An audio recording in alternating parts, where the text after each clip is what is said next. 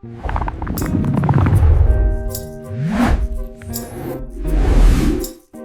soy Manuel Novillo y esto es Tres Cosas, un podcast sobre ideas y obsesiones. Y aquí estoy con Félix Mote, editor, productor, amigo.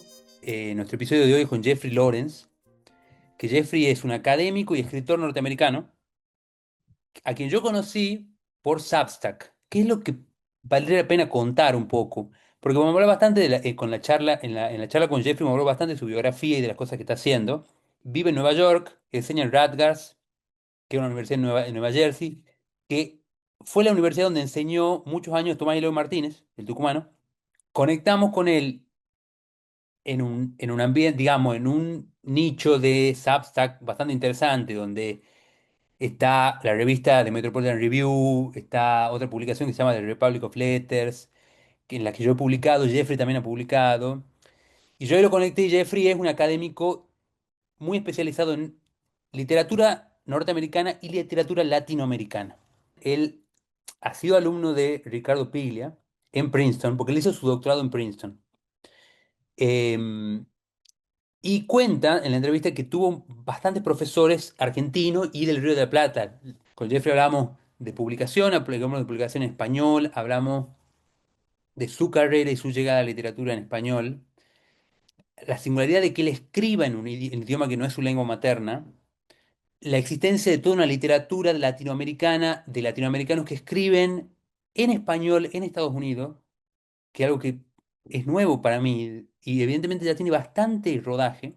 Hablamos también de la universidad, hablamos del estado de las universidades y digamos, y de la crítica que se puede hacer al progresismo en las universidades, la crítica honesta, la crítica exagerada, el backlash, como se dice, de cierto extremismo y también de cierto extremismo de la derecha criticando la universidad. Jeffrey tiene una posición bien interesante sobre eso.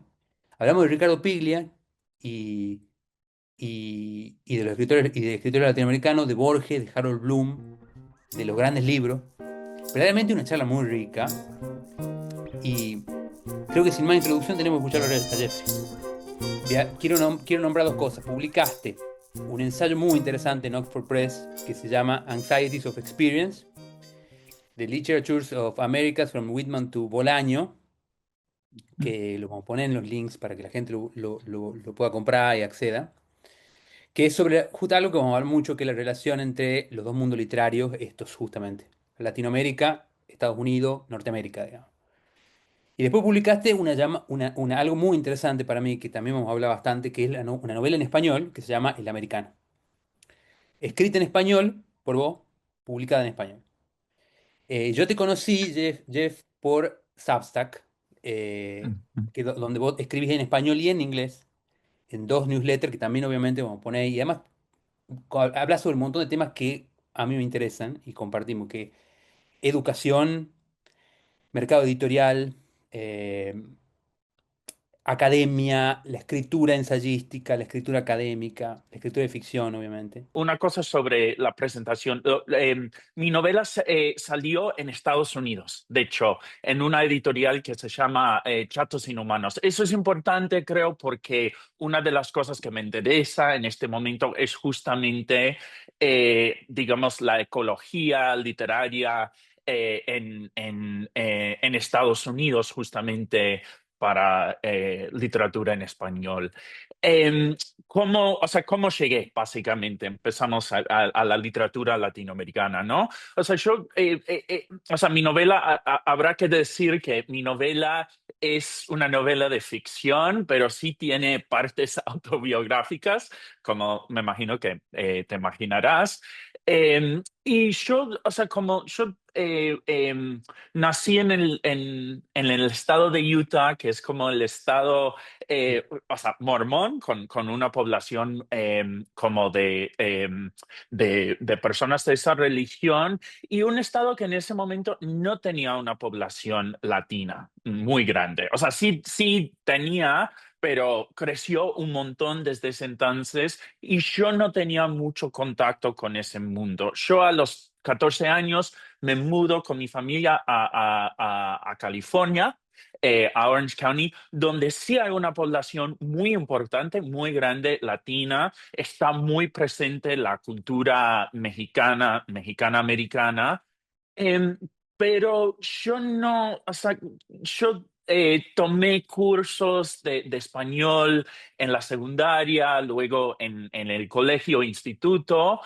Em, pero yo no conectaba con ese mundo. Entonces, yo o sea, a los 18 años, o sea, yo era, esto no está en la novela, pero sí en otras cosas que he escrito, yo fui tenista, soy tenista. Ah, Y yo, y ah, yo tenía, o sea, como estaba pensando, o sea, ¿no? Esto va a ser mi vida, jugar tenis. Tenía ganas de chico de ser profesional y en algún momento cuando tenía como 16, 17 años fue como que esto no va a funcionar, me lesioné. Incluso llegué a pensar que ir a una de las mejores universidades, como lo que decimos como Division One, ¿no? Como la primera categoría, en los deportes, no iba a ser posible y además yo no quería tanto esto. Entonces, siento que en la vida real fue como, ¿qué voy a hacer ahora con mi vida? Y en el último año del instituto, em, pues solicité a muchas universidades y no conseguí entrar. Así que me fui a México, o sea, ah, diciendo, quiero aprender español.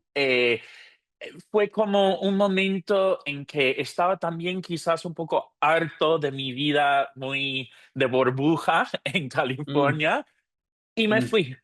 Y ahí es donde básicamente, o sea, como fui a este pueblo, Guanajuato, que también está en la novela, que es una ciudad colonial en el centro de México. Y nada, me deslumbré. O sea, como me pareció o sea, era un mundo totalmente distinto al que yo había conocido en ese momento. Y cuando volví, cuando por fin entré a la universidad, fue como que em, ya, ya quiero hacer esto. el americano salió por Chatos Inhumanos, que es una editorial Mm. norteamericana en español, que funciona en Nueva York. Sí. Contame un poco del mundo de Mm. la escritura en español en Estados Unidos, digamos. O sea, yo sé que es un mundo muy amplio, digamos, pero hay, hay algo que me parece interesante de esto que es norteamericanos escribiendo en español. Ese fenómeno me parece algo que nosotros, un poco yo no me lo imaginaba. Cuando te conocí a vos, lo conocí. Ujú. Pero es un fenómeno un poco más, o sea, un poco más amplio, ¿no? Sí, no, es buena pregunta. Y creo que también como... em, Em, o sea, cuando estoy pensando, digamos, en las distintas fuentes, o sea, de dónde tomo, o sea, como cuando empiezo a escribir el americano, o sea, por una parte, obviamente está la gran tradición latinoamericana, o sea, como de literatura en español, y luego un montón de escritores, amigos que sobre todo cursaban el doctorado conmigo, o sea, mi amigo Luis Otoniel Rosa, Carlos Fonseca, gente, Luis Moreno Cabachud, que son personas que, o sea, en ese momento, en el momento de doctorado, ya habían publicado novelas, ¿no? En Estados Unidos. Entonces, ¿En español? en Mm. español, claro. Pero lo que pasa es que todos mis amigos en ese momento habían publicado fuera de Estados Unidos. Y una de las cosas que a mí me parece importante como hablar en este momento es que por un lado, hace muchísimo tiempo que hay una escritura en español, que hay muchos escritores latinoamericanos y españoles que sobre todo que han estado en las universidades, ¿no? Que han sido profesores allá. Pero yo sí creo que hay un cambio fundamental que pasa cuando, en lugar de pensar en editoriales y mundos literarios fuera de Estados Unidos. O sea, podemos poner el caso de Piglia en Argentina, Tomás Eloy Martínez, que estuvo en Rutgers durante, o sea, enseñó ahí durante mucho tiempo, pero me parece que estaban pensando mucho en Latinoamérica.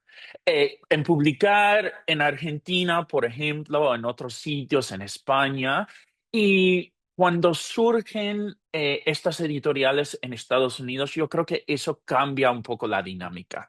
Y o sea, yo debato un poco con el concepto del New Latino Boom. Hay un libro de Naida Saavedra que habla un poco sobre este fenómeno. Me parece que está muy bien a nivel, digamos, de eh, etnográfico, describe muy bien estos sistemas, pero tampoco, claro, con el New Latino Boom también hay un modo en que yo simplemente no entro ahí, porque no tengo raíces hispanas. O sea, la decisión de escribir en digo, en español, no responde a una cuestión identitaria, sino a una cuestión de deseo, de voluntad.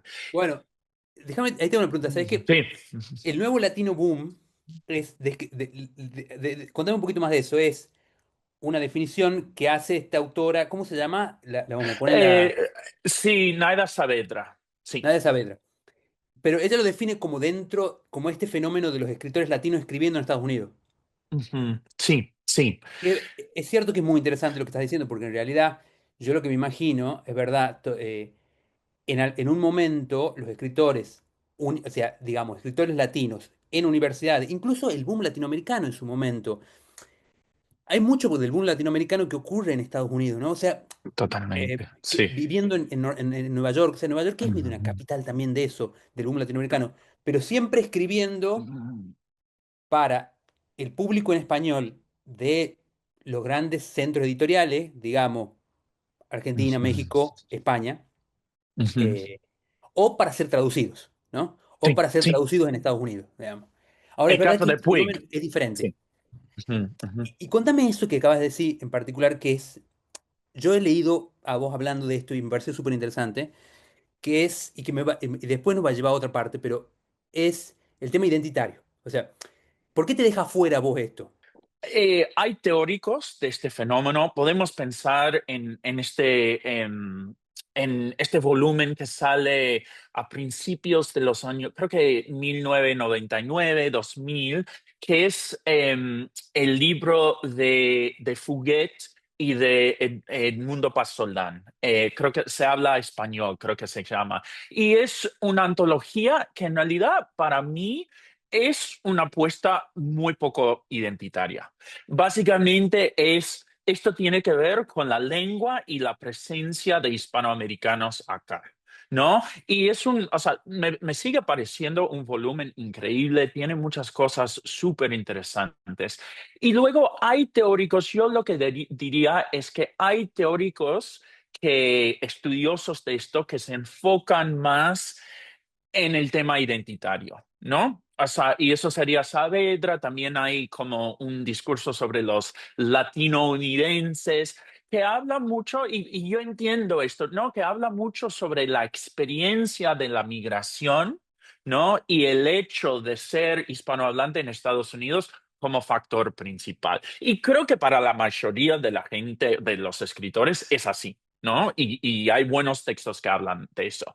Luego, me parece que hay otro teórico que me interesa mucho que se llama Pablo Brescia, que sería bueno también poner los textos de él, donde él cuestiona un poco, cuestiona un poco esta, eh, esta manera de ver todo a través de la identidad y pensar qué posición, qué rol tiene el idioma en todo esto. Pero sí creo que es importante que mis editores, Ulises González y Sara Cordón de Chatos Inhumanos, tenían, o sea, siguen teniendo un poco un enfoque en los escritores latinos en Estados Unidos, pero leyeron el texto y les pareció, y han dicho esto públicamente, como en realidad como un texto que desafiaba, ¿no? Que de algún modo rompe un poco con las expectativas de lo que tenemos. Entonces yo diría que, o sea, en un sentido literal, no me dejaron fuera, o sea, sobre todo Mm, mis editores mm, me, digamos, me hicieron entrar, me permitieron mm, entrar, entré, mm.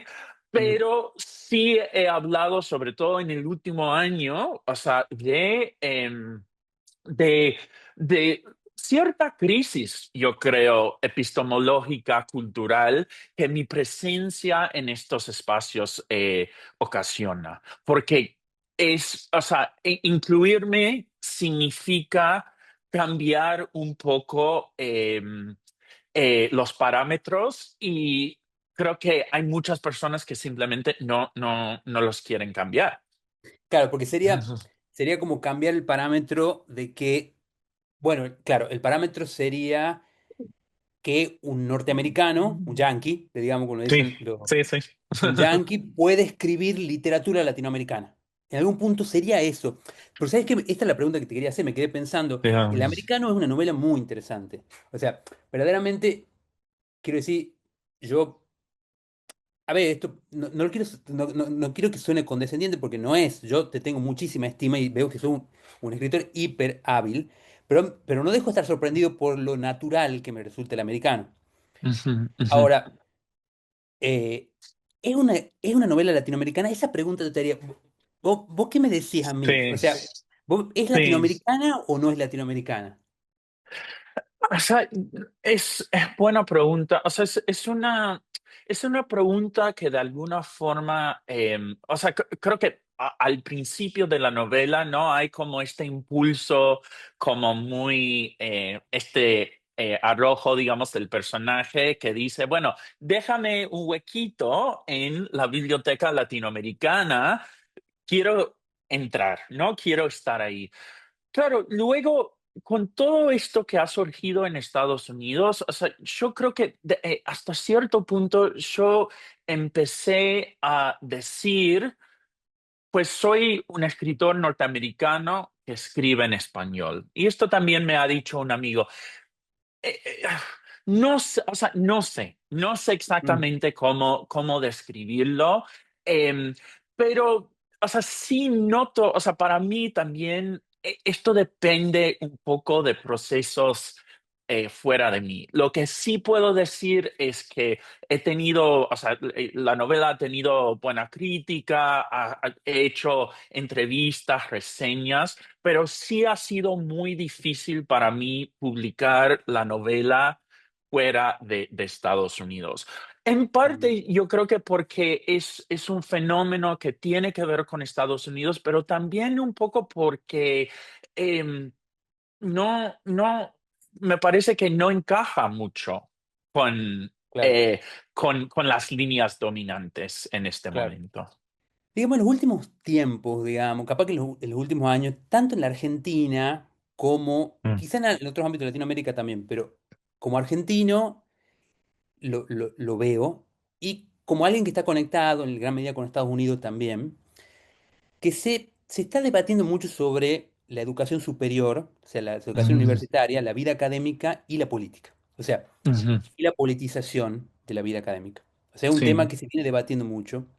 Vos has estado hablando de esto y vos tenés opiniones sobre esta y yo, yo creo que hay mucho de, digamos, yo creo que hay mucho de estos puntos de este debate que tienen mérito.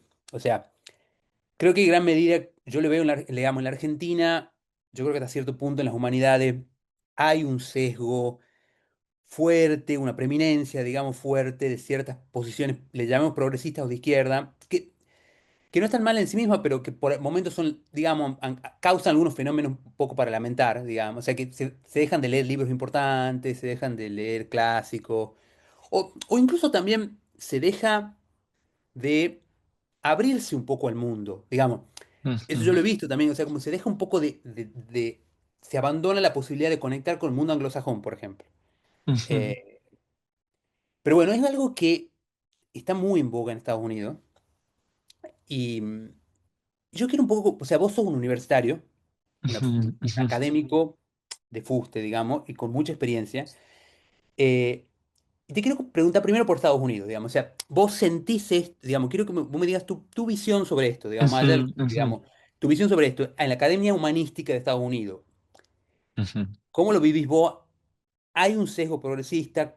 ¿Hasta qué punto es importante verlo? ¿Cómo se ujú. puede ayudar en este sentido?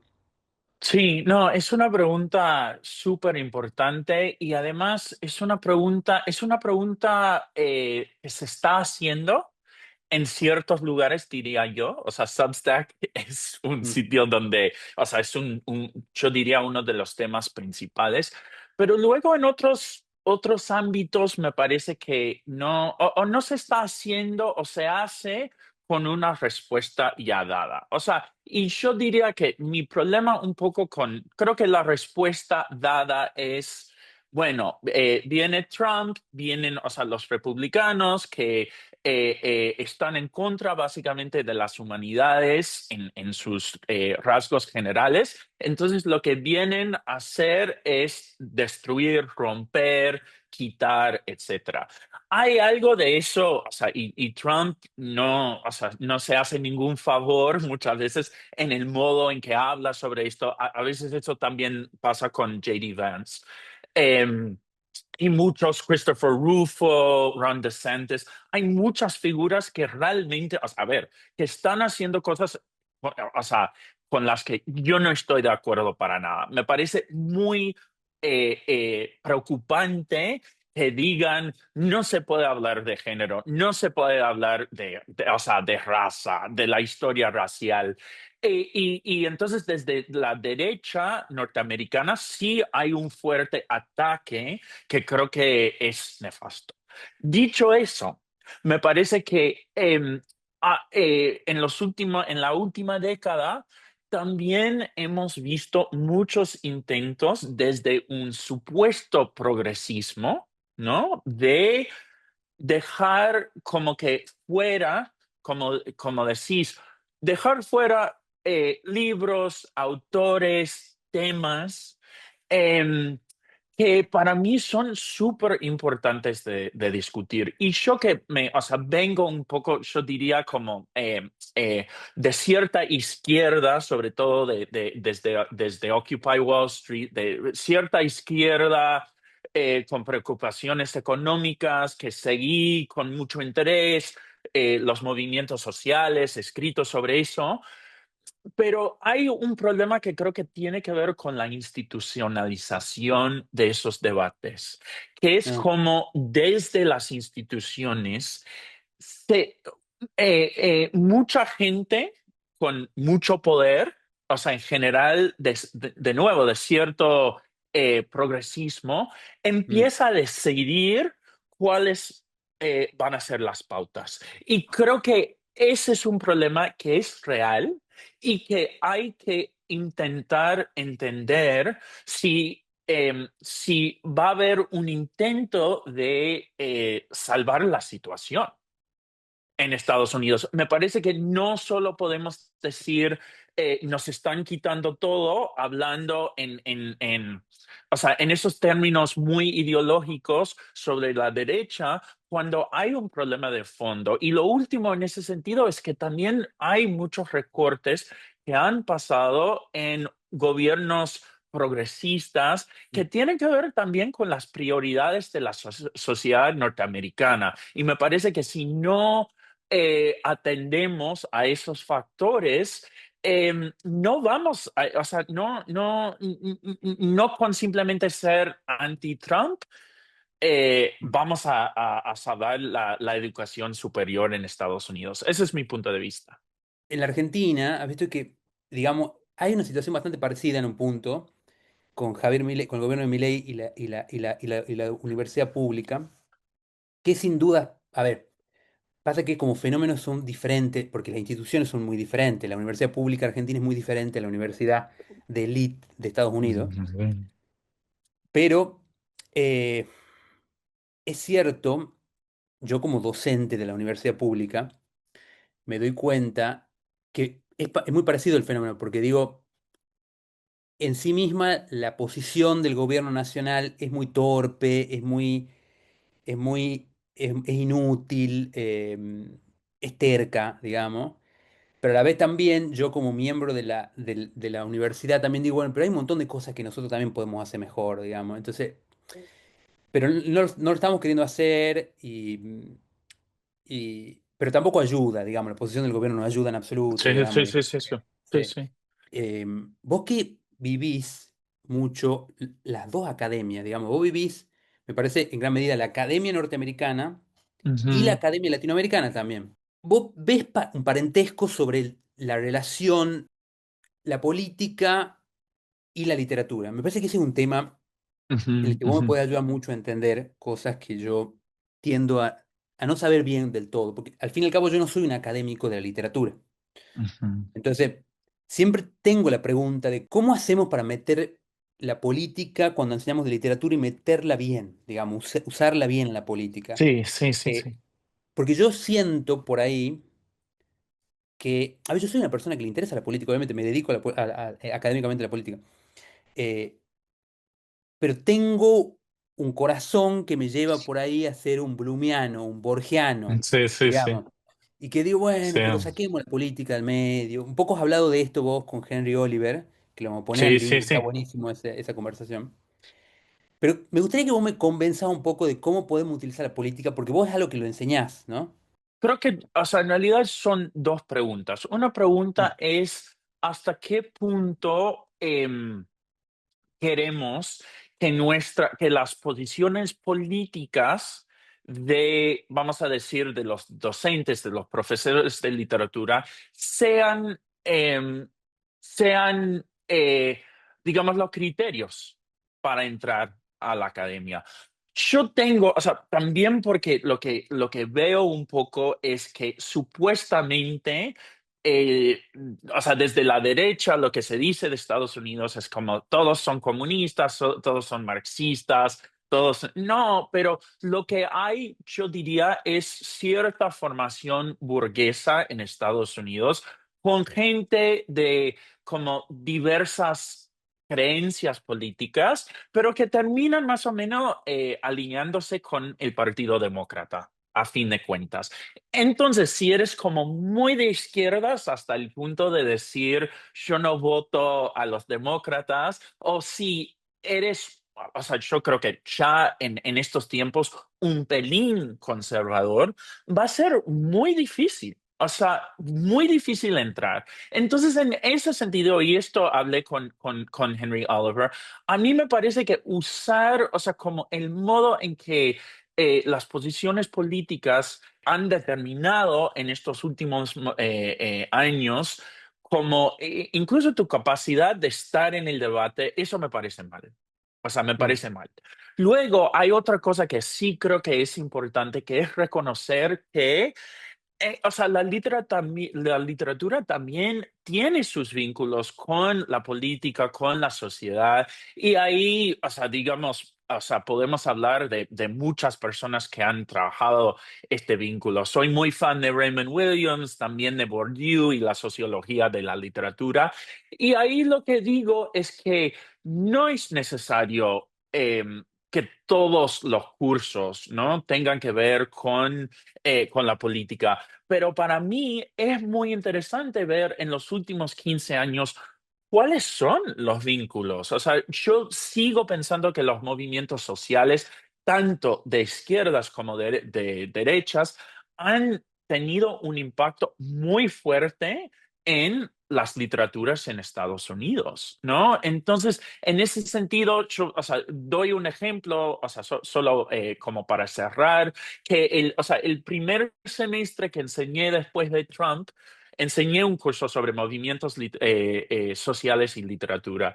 Y di un documental sobre, básicamente sobre Occupy Wall Street, que era como muy de izquierdas, y luego el documental que hizo Steve Bannon sobre, en ese mismo momento más o menos, que tenía que ver con el Tea Party. Y lo que yo quería hacer con eso era como que vieran que estas estéticas, estas posiciones políticas que parecían muy antitéticas, compartían ciertos rasgos, no solo estéticos, y sí tenían, sino también ideológicos y ver un poco, bueno, ¿qué hacemos Mm, con esto? Pero si yo digo, no, a Steve Bannon lo cancelo porque ha hecho tal y tal cosa, pues no voy a poder analizar esta situación. Y creo que ahí es donde digo, política sí, pero con mm, cierta noción de que estamos analizando y no solo juzgando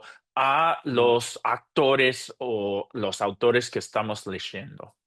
Y la respuesta de los estudiantes, ¿cómo es en los casos que encarás este tipo de debates? Depende mucho. O sea, creo Mm, que es algo que me interesa y a lo mejor en algún momento podemos hablar de esto, porque por un lado creo que en Estados Unidos hubo un momento, sobre todo después de la primera victoria de Trump, donde sí fue muy difícil. O sea, incluso en este curso, no con lo de Bannon, sino con otras cosas, cuando intenté hablar un poco sobre digamos, textos conservadores, digamos, y los presenté así. mm, Leímos parte de las memorias de Vance, ¿no? ah, Sí, Hillbilly mm, Elegy, que se puso muy tenso.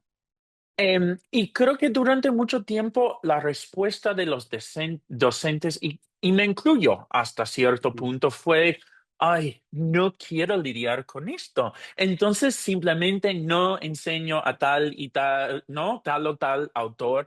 Y no siempre por una razón ideológica, sino también porque, o sea, el clima que claro. existía no favorecía ese tipo de debate.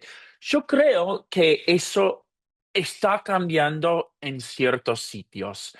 Y en mi caso, o sea, lo que noto, y esto en Estados Unidos, estoy leyendo, sobre todo en Substack, revistas como The New Critic, que son estos chicos de 21, 22 años, que están hablando de estas cosas y creo que lo están haciendo bien. Y luego un montón de chicos latinoamericanos que están que son escritores o que son académicos en Estados Unidos, también en Argentina, en este último viaje, que creo que están rechazando, que entienden que esta mirada sobre la literatura muy sesgada, como que tampoco está produciendo, vamos a decir, buena cultura progresista, ¿no? No Ah, está produciendo una fuerte claro. cultura de izquierdas y creo que eso también es importante notar. Y cómo, contame, ya que lo traes, contame cómo ves desde ese punto de vista, cómo ha sido tu viaje en la Argentina, o el último viaje. Lo que me encanta, lo que siempre me ha encantado del Río de la Plata, incluso también a Uruguay, porque pasé tiempo en Uruguay y siento que me formé también en la universidad allá, pero en la cultura rioplatense en general, creo que es, o sea, una cosa importante, la importancia de las editoriales independientes. Y creo que hay mucho, o sea, obviamente crisis económica. Yo he hablado de esto, de hecho, en el texto para cuadernos hispanoamericanos, que es como, por un lado, un contexto muy difícil para las editoriales pequeñas, también para las grandes.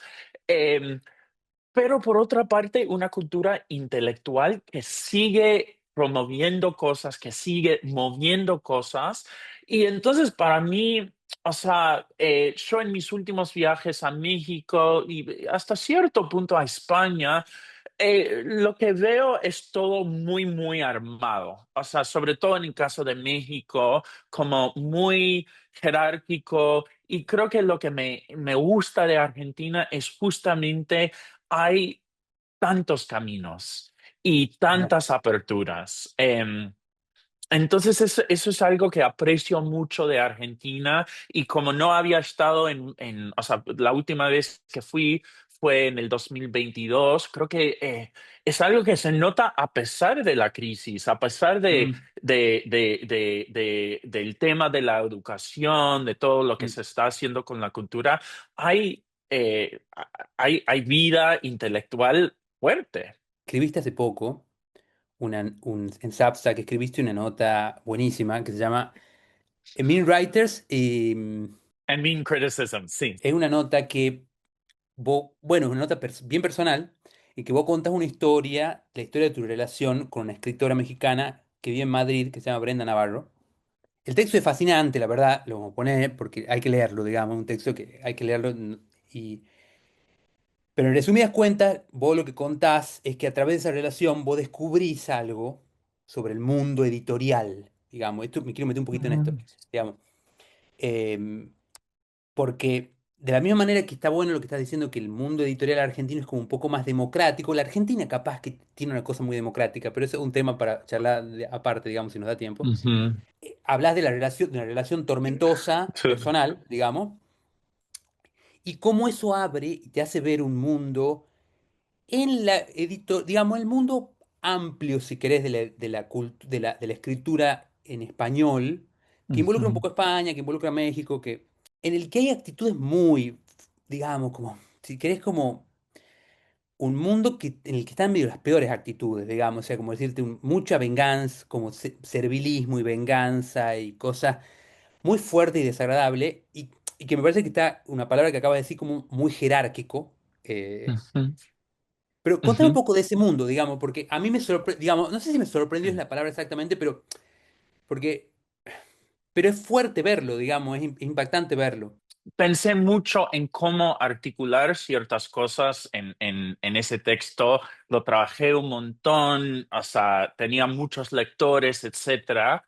Y entonces, en cuanto a lo personal, eso voy a dejar un poco afuera, Mm, pero creo que es importante. O sea, creo que sobre todo me interesaba el, digamos, el problema estructural que está ahí, que tiene que ver con, o sea, creo que hay varias cosas. Una cosa que me parece muy importante es con todo lo que ha pasado con las redes sociales en los últimos tiempos. O sea, es que cada vez más me parece que las autoridades, ¿no? En el mundo literario o pasan por estructuras muy tradicionales y muy jerárquicas, o también pasan por la red, ¿no? Entonces, yo siento a veces que las personas, es un poco mi modo de contestar y luego podemos profundizar, pero un poco siento que lo que pensamos es, bueno, hubo estos círculos muy cerrados, muy masculinos, muy en Estados Unidos, muy blancos, que operaban según estos códigos muy jerárquicos. Y luego viene una nueva ola de escritoras, mm, también de escritores con otro perfil que vienen a romper un poco con esa claro. lógica. Y también las redes tienen un protagonismo muy importante ahí, porque en muchos casos es como que las editoriales, no, o sea, estas personas se conocen a través de las redes y eso. Y hay algo de verdad en eso. O sea, yo creo que hay muchos textos muy, muy buenos que han salido en los últimos años, de escritoras y de escritores que aprecio mucho. Pero lo que creo que no se ve desde afuera es el modo en que esas jerarquías se han reformulado. Y esto pasa Mm, también en Estados Unidos. También creo que como en Estados Unidos el papel de la gente es muy importante, ¿no? Como mediador. Quizás en España y en México, no sé, en Argentina, no es tanto, no ha sido tanto mi impresión, pero sí me parece que estos círculos son muy cerrados y, em, y entonces si por alguna razón quedas afuera, mm. em, es, se, Es muy se te hace costoso, muy, sí, es muy, claro, muy, exacto, es claro, muy costoso, es un claro. coste muy, muy fuerte, quedar fuera de esos mundos, sí. Y en Estados Unidos, la comparación con Estados Unidos me interesa. O sea, uno leyéndote a vos, esto lo descubrí mucho leyéndote a vos, porque hay una cosa que me doy cuenta que en Estados Unidos, o sea, que comparando Estados Unidos con Argentina un poco, llama la atención Argentina, parece como un mundo editorial bastante, bastante. pujante, ¿no? Lo independiente. O sea, que en Estados Unidos no. El mundo editorial de Estados Unidos ahora es, ¿cómo lo ves en comparación con esta cosa tan jerárquica que viste en Sí, ese mundo? ¿Cómo lo ves? O sea, ¿hay una sí. buena noticia para los Yankees o es como también muy complicado? No, también es muy Mm, complicado. Yo diría que en Estados Unidos, claro, o sea, mi impresión, o sea, desde afuera, pero como alguien que también conoce, vamos a poner mm, el caso argentino. O sea, lo que pasa es que en Argentina yo siento que la universidad pública sigue siendo el caldo de cultivo para la cultura intelectual literaria. Entonces, seas rico, no pobre, clase trabajadora, eh, o sea, vamos a poner la uva, ¿no? mm, Como es el lugar donde se mezclan. Obviamente hay privilegios de clase y de todo tipo que influyen, pero salen del mismo lugar.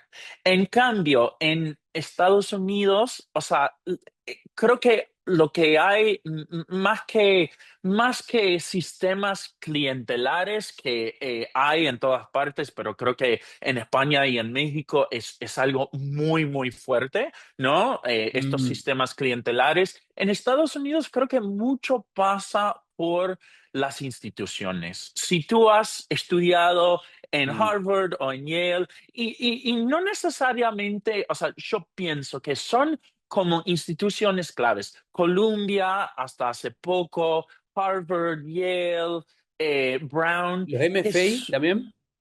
los MFAs también, o sea, Mm, claro, también, pero en mm, general es como son MFAs muy específicos, o sea, Columbia mm, con, o sea, no, porque muy, o sea, claro. con su proximidad al mundo editorial, Iowa, ¿no? Que también ha sido siempre digamos, el programa más fuerte, pero incluso hay, o sea, hay estudios, y esto es un poco gracioso, bueno, Sí. es gracioso y también, no sé, como preocupante, pero muchas de las personas que van al MFA en inglés, ¿no? En Iowa, casi todos vienen de las Ivy Leagues. Claro. Entonces, programa, es un programa público, no es universidad pública, pero Claro, funciona dentro del mismo sistema. Y creo que en ese exactamente. sentido es como los agentes, como mediadores, los MFAs, las Mm, instituciones. Entonces, como que es un mundo, diría, menos clientelar en ese sí, sentido, porque no es solo yo conozco a tal, me va a publicar, sino que tiene que ver con, digamos, las grandes divisiones que existen en la cultura norteamericana. vos fuiste alumno de Ricardo Piglia, Sí. sí, en Princeton. Me Y gusta este tema siempre, sí. sí, el otro día leyendo el intercambio que hiciste con Julia Kronberg, Sí. excelente, lo compartí también. Ahí vos decís algo algo muy interesante sobre él, que es que él era un argentino, digamos, obviamente era un argentino enseñando en Estados Unidos, pero que sabía mucho de literatura norteamericana. O sea, era un hombre muy erudito sobre literatura norteamericana, digamos. Y esto tiene mucho que ver con muchas cosas que vos tocas y que tiene que ver también con tu libro, con Anxieties, Ujú, digamos. ujú, ujú. Y ahí decías algo que me parece bien interesante, que es em, en ese texto, que es misterioso y me gustaría tocar un poco, pero digamos, un poco lo interesante que vos decís, esto te llevó un poco a vos a preguntar, a decir, tanto como Piglia podía saber de literatura norteamericana, vos podías saber de literatura latinoamericana, digamos, o sea. Sí, sí, sí, sí. Primero contame un poco de eso, digamos, de la relación con Piglia, después te hago la otra pregunta. Siempre que voy a Argentina, o sea, pienso en Pilla, en Ricardo, en lo que fue también una formación bastante rioplatense que tenía en Princeton, porque mi tutora, Gabriela Nussey, que, o sea, sigue enseñando en Princeton, o sea, ella estaba en ese momento y trajo a muchos escritores y críticos argentinos. O sea, Alan Pauls fue mm, como un maestro importante, un profesor importante para mí. Ana Amado, que también es crítica de cine. O sea, que fue como todo un ambiente muy rioplatense, muy muy rioplatense. argentino Mm, dentro de Princeton. En cuanto a Ricardo, yo siempre, muchas veces o sea, la gente me pregunta, ¿y qué tal como profesor? Y para mí es como, o sea, y siempre respondo diciendo, fue un docente increíble. O sea, como yo siento que eh, y que también da para pensar sobre las cuestiones pedagógicas, porque él, o sea, durante la primera parte de la clase hablaba siempre una hora. Siempre con sus apuntes desde los años 80, digamos, de los sí. cursos que daba durante, seguramente como durante el gobierno militar, que había, o sea, Mm, como que tenía muy fijo o tenía, no cambiaba mucho mm, las cosas, pero por otra parte improvisaba mucho y nos daba una visión, esto lo digo en la conversación con Julia, él tenía una visión de la literatura que sí, comunicaba. Y creo que yo no soy tan así como de mm, querer meter, esta es mi visión, pero en el caso de él es como había leído tanto, había pensado tanto en sobre todo en lo que es la literatura, lo que es la literatura argentina y luego qué relación tiene esa literatura argentina con el mundo. Era como estar en su cabeza. Creo que mm, eso es como que, o sea, poder meterte en la cabeza de una de las personas más inteligentes ¿no? mm, Que has conocido en la vida y eso me marcó mucho. Y luego brevemente sobre la literatura norteamericana. Sí, o sea, había leído un montón y además tenía un conocimiento, esto es algo que me parecía importante, como su conocimiento venía mucho de lo que se publicaba en Argentina desde los años 60 hasta los temprano en los 90. Em, Él me daba mi mundo literario, mi tradición literaria de otra forma. Y creo que mm, siempre, o sea, como siempre, él decía mucho, hay escritores que siempre son fieles a su estilo. No sé si soy ese tipo de escritor o de crítico, pero sí como que siempre siento que he sido fiel a eso de Ricardo, de decir, o sea, de pensar. em, Desde siempre mi ventaja va a ser mm, el desplazamiento, ¿no? Que puedo ver mi propia cultura desde este archivo, desde esta tradición rioplatense latinoamericana. Y por otra parte, si leo mucho y si me meto mucho en esta tradición, también traigo algo, siendo yankee, gringo, lo que sea, que no, que no puede ver el propio mm. campo. Sí. Y eso creo ¿Sabés que qué? es una lección de Piglia, sí. Me parece súper interesante que esto venga de Piglia, lo que estás Ujú, contando, porque hay algo que a mí me pasa. Yo no soy un lector eh, muy, soy como un lector un poco caótico, digamos, no soy un lector sistemático, digamos. ujú, ujú. Em, Ahora, obviamente que hay hilos en las cosas que leo. Y quizá uno de los hilos sea, si soy un lector como si querés occidentalista en un punto como en la idea blumiana, borgiana, pero a la vez también hay como un hilo muy borgiano, que esta cosa de que un poco decir, ¿por qué vamos a elegir una tradición si tenemos todas las tradiciones de las cuales sacar? ¿Me entendés? Como Sí, el texto famoso de Kafka y sus antecesores, digamos. O sí, sea, cómo uno crea sus antecesores, digamos. sí, Digamos, sí, verdaderamente sí. un texto genial y muy, muy, muy interesante. Vos sos un académico y un escritor de ficción, las dos cosas, digamos. Y seguramente no es lo mismo leer de una manera que para la otra. Entonces, a mí me pasa, por ejemplo, personalmente, que no soy un gran lector de literatura argentina, sí, obviamente lo soy, digamos, pero no soy un lector sistemático. Y que por momentos me pasa de que siento que hoy en día, por ejemplo, a mí me habla más de cerca mi sensibilidad, capaz que Jonathan Franzen, que Mariana Enrique, digamos. Sí, sí, sí. O el otro día lo empecé a leer a Ben Lerner, por ejemplo, que sé que vos lo lees Sí, sí. mucho y me pareció súper Sí. interesante y lo quiero leer más, digamos. O el noruego que Knausgaard, digamos. Ujú, ujú. Sí, sí. Y ahora, te hago una pregunta. ¿Cómo vos como lector, cómo es tu relación como autor de ficción con la lectura? ¿Es similar como académico? ¿Hay una diferencia entre estos Sí, dos mundos, digamos? mundo, sí. Sí, bueno, o sea, es curioso porque, o sea, también tengo que decir que, o sea, siento que con Julia hablamos un poco Mm, de los desubicados, o sea, hablábamos un poco de quizás como de una estética desubicada, porque ella que tiene vínculos con, o sea, es argentina, tiene vínculos con Alemania, vive en Estados Unidos, los dos escribimos o sea, en dos, ¿no? En dos lenguas, ¿no? Eh, y en mi caso es como que se ha producido como una, yo diría como curiosa bifurcación, porque yo enseño literatura norteamericana. Entonces, casi todos mis amigos que claro, están, o sea, mis amigos yanquis norteamericanos que están en la academia en Estados Unidos, enseñan español. Y eso implica, creo que también cierta...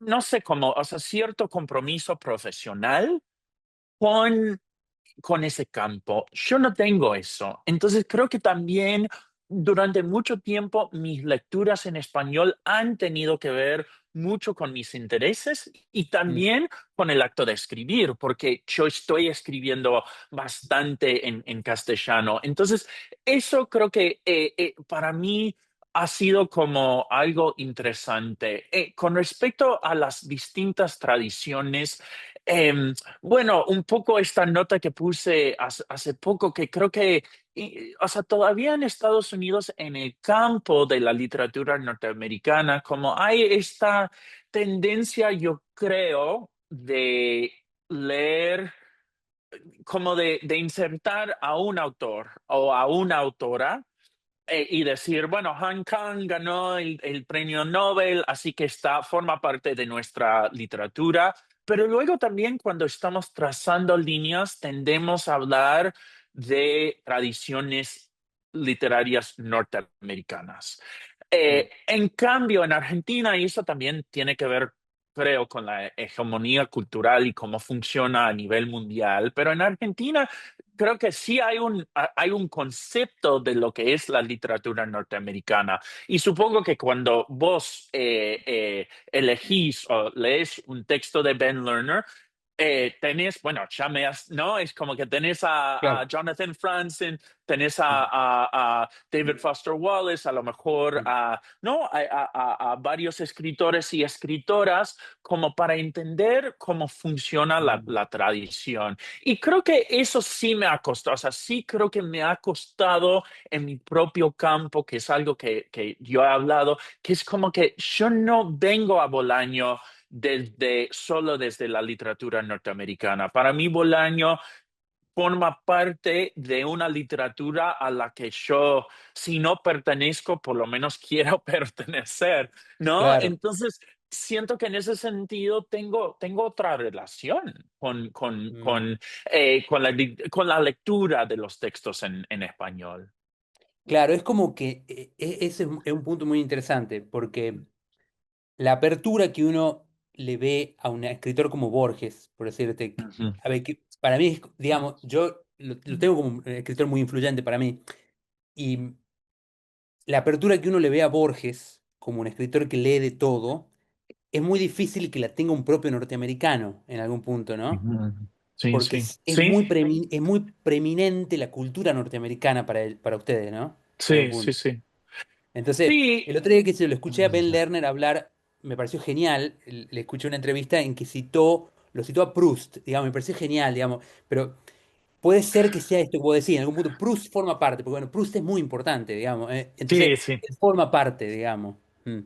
Sí, sí, y eso Mm, sería interesante pensar porque creo que, o sea, el caso de Bloom, ¿no? Sería, o sea, creo que mm, Borges y Bloom sí, tenían como esa voluntad o no sé cómo llamarlo, eh, em, como de lector omnívoro, ¿no? Como esto mm, de que se ha leído todo. Personalmente creo que Borges es mucho más hábil porque mm, o sea, sabe, o sea, Bloom lo toma muy en serio y creo que Borges, ¿no? Con mm, todos sus grandes textos, ¿no? Sobre no la librería, o sea, no las librerías. eh, Creo que él sabía bromear sobre claro, es eso. como más verdaderamente irónico en un punto. Sí, sí, sí, sí, Claro. no, y Mm, eso me gusta, pero sí es verdad que como que Bloom nunca, o sea, y creo que, bueno, el texto famoso de Borges, el escritor argentino y la tradición, creo que Bloom se piensa en cierto centro, o sea, luego también mm, podríamos hablar del vínculo de Bloom con la cultura judía, porque creo que ahí sí hay cierto desplazamiento, pero creo que también como crítico norteamericano en el centro, está en Yale durante muchos años, es como, él sí intenta hacer este tipo de cosas, pero muy a contrapelo, ¿no? Muy claro. a contrapelo. Em, Así que, bueno, Claro, dentro sería de todo, como... vos sí lo consideras como un intento valioso hasta cierto punto, digamos. Y hay un debate ahora en Substack sobre Bloom que me parece muy interesante, que hay mucha gente que lo valora mucho más que en otras partes, porque sí, Sí. o sea, sí creo que llegó a ser como muy reaccionario en cuanto a la literatura no occidental, no, o Mm, sea, yo no comparto como esa crítica así, digamos, a la literatura de las minorías, básicamente. Pero dicho eso, creo que sí, yo cada vez más tengo interés en el canon. O sea, porque me mm, parece hay un libro reciente de Naomi Kanakia que, o sea, pienso reseñar en algún momento. Ella escribe sobre los great books, ¿no? los Como Red los Books, sí. libros. Sí, canónicos. Y yo también lo que comparto con ella, que también es algo de Bloom, quizás, o que se vincula con Bloom, es que no podemos escapar la tradición. O sea, esa tradición para mí tiene que ser mucho más abierta que la que dice Bloom y mi propia formación un poco es eso. Pero por otra parte, me parece que sí me parece que estamos siempre respondiendo a preguntas que vienen de cierta tradición y podemos cambiar las coordenadas, digamos, pero me parece que si no sé, si quitamos o si borramos esa noción de la tradición propia, simplemente nos vamos a repetir mucho sin ton ni son, un poco. ¿Sabes que con eso me ha hecho pensar en algo, Jeff? Que es que yo siento, capaz que esto es muy personal y como conectándolo un poco con algo que no me quiero meter de lleno, pero que el tema, digamos, emergencia de la IA, de la IA generativa, Ujú, pero ujú. es un tema aparte, digamos, Sí. pero hay algo que me quedé pensando, que es que yo, y no creo que sea casual, que a la par de emergencia tecnológica, haya cierto debate en el mundo lector sobre volver a los grandes libros, digamos. Me da la sensación de que hay algo ahí conectado. Incluso el propio, le voy a poner el link de la entrevista que vi de Lerner, porque Lerner mismo hace Ujú, una referencia interesante al peso del libro. Me llamó la atención, me pareció interesante, porque dice, bueno, me parece tan importante tener un libro en la mano ahora, dice él, en sí, que yo mismo me siento yendo hacia los clásicos mucho en esta etapa, así como diciendo, cuando veo digamos, miles, millones de textos creados automáticamente, tengo ganas de volver a lo clásico, es como un sí. impulso así. No sé si vos lo ves de una manera parecida a eso. Sí, o sea, me parece que cada vez más o vamos a rescatar lo humano de la literatura o simplemente no vamos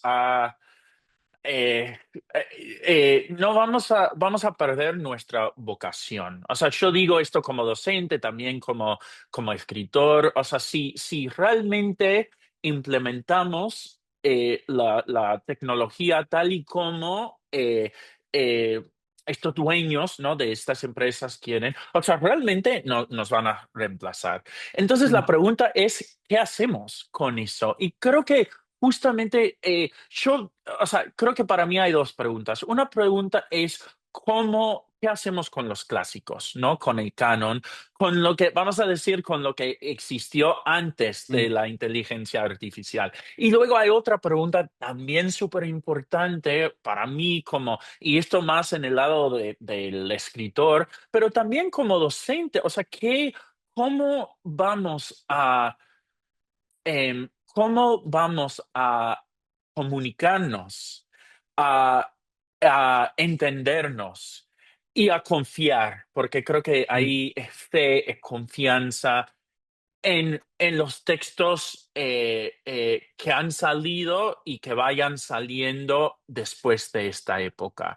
Y creo que o sea, creo que de alguna forma son preguntas conectadas, pero siempre hay una pregunta para lo humano, que creo que es algo que, digamos, los postestructuralistas, o sea, y los postmodernos, creo que tenían esa fascinación por la máquina, que ahora es como que, a ver, ¿no? De O sea, una. ¿cómo hacemos? Entonces, creo que lo que vos decís de Learner, pero que creo que también es algo personal, o sea, veo los libros que están atrás, es como, yo sigo pensando que hay algo en eso que es Sí. importante. Sabes que estoy escribiendo algo y eventualmente capaz que te pregunto, porque justo me llama mucho la atención que hayas hecho referencia a los postestructuralistas, porque quiero escribir algo sobre la presencia humana en el texto. De hecho, estoy escribiendo algo que quizás salga en The Metropolitan Review, pero Ah, más adelante. buenísimo. Y que es verdad que en algún punto es interesante la idea de que de repente, si querés, Harold Bloom, no sé si él exactamente, pero le digamos los tradicionalistas de repente nos parecen más Ujú. importantes en nuestra búsqueda de lo humano que un montón de crítica más progresista del siglo XX, ¿me entendés? Es como que también veo a Toni Morrison en eso. O sea, Toni Morrison como alguien que, o sea, Claro, criticó obvio. muy fuertemente cierto concepto del canon, pero que siempre para mí estaba pensando en esos términos, ¿no? Estaba dialogando y creo que entonces como que a lo mejor con el tiempo, y esto es algo que me interesa con el libro de Naomi Kanakia, es como a lo mejor con el tiempo vamos a ver estos debates culturales, sobre todo de los años 80 90 como debates em, en donde los supuestos antagonistas realmente compartían ciertas Mm, premisas que luego, o sea, comparando a Toni Morrison con ciertos autores como muy, no sé, como postestructuralistas, a lo mejor comparte más con Bloom que con esas personas. Entonces creo que también puede que haya una reorganización un poco de nuestra memoria colectiva de ese momento para justamente poner en el centro autores más vinculados con lo humano. Che, Sí. Jeff, para ir terminando, ¿en qué estás trabajando ahora? Tengo varios textos que estoy trabajando. Tengo un texto que me emociona mucho, que es para The Point, no sé, la Ah, revista The Point, que es sí. sobre la izquierda después de Occupy Wall Street, que trabaja bastante también con los vínculos con Latinoamérica y con España. Eso va a salir en algún momento. También un par de artículos, un artículo sobre la traducción y otro artículo un poco siguiendo con mis críticas, evaluaciones, análisis de la obsesión liberal en Estados Unidos con Trump. Ah, Eh, sí, y luego muy tengo un bueno. texto que, bueno, que va a ser un poco sobre este mundo literario en español que estoy empezando a escribir. Eso creo que saldrá en algún momento, no ahora. Y bueno, también, o sea, o sea, creo que como parte de mi trabajo, vamos a abrir, formo parte de un grupo que vamos a abrir una librería en español en Manhattan Sí, en otoño. Así que eso genial. creo que también estoy trabajando, parte del trabajo, que creo que también es un intento de crear ciertos círculos o vías alternativas para la literatura en español en Estados Unidos. Qué buena noticia esa. Sí me acuerdo Mm. que me acuerdo haber leído que Sí, estabas en ese proyecto. Qué genial. sí, sí, sí. Che, Jeff, para terminar, como este podcast se llama Tres Cosas, Ujú. te pido que me recomiendes tres libros para entender la relación entre la literatura, bueno, entre tus dos mundos, la literatura latinoamericana y la literatura norteamericana, obviamente más allá de Anxieties of Experience, que es un libro que Sí, se trata sobre eso, digamos, tu sí. libro, que es Ujú. hiper recomendable, lo vamos a poner en los links, pero decime vos cuáles tres recomendás. Tres textos. O sea, el primer texto que tiene que ver un poco con la conversación es un libro de Piglia que se llama Escritores Norteamericanos. Bueno, que donde él habla como de escritores súper canónicos como Faulkner y Hemingway, ¿no? Pero luego también se mete con otros, como, o sea, tiene un texto muy interesante sobre James Baldwin, sobre Ring Ujú, Larder, o sea, como eso, ese tipo de cosas. Es un libro que salió, es una compilación que salió con Tenemos las Máquinas, que son editores amigos, pero que salió como en el 2016 y creo que es muy interesante porque es la mirada de Piglia sobre la literatura norteamericana, digamos, en su estado más puro. Así que ese mm, es el primero. Luego hay un texto que es de los años 80 que me influyó mucho a la hora de escribir Anxieties of Experience en inglés, que se llama Do the Americas Have a Common Literature? Editado, un libro editado por un cubano americano, Gustavo Pérez Firmat, que tiene mucho que básicamente hace la pregunta, ¿y qué tienen que ver la literatura norteamericana y latinoamericana? Y hay ah, textos muy fundacionales, una crítica que admiro mucho, lo es Parkinson Zamora, está ahí mucha gente más hablando un poco sobre estos vínculos. Entonces ese libro, y el último, que también es de un amigo, pero es un libro que me gusta mucho, que se llama, es un libro sobre los detectives salvajes de Roberto Bolaño, que se llama The Savage Detectives Reread. Y creo que este David Koenig salió hace un par de años. También en Nexo salió una versión en español, a lo mejor, o sea, luego te puedo mm, compartir el link, pero es un libro buenísimo porque es una lectura de los detectives salvajes de Bolaño, como una lectura política, social, mm, literaria, estética, obviamente, y él comparte conmigo esta cosa de que qué significa un poco leer a Bolaño siendo yankee, siendo mm. norteamericano. Entonces yo recomiendo, esos son los tres libros que recomiendo como para entender un poco más el fenómeno. Jeff, ha sido un placer, hermano. Espero que te haya gustado tanto como a mí. Sí, sí, no, muchas gracias por todo.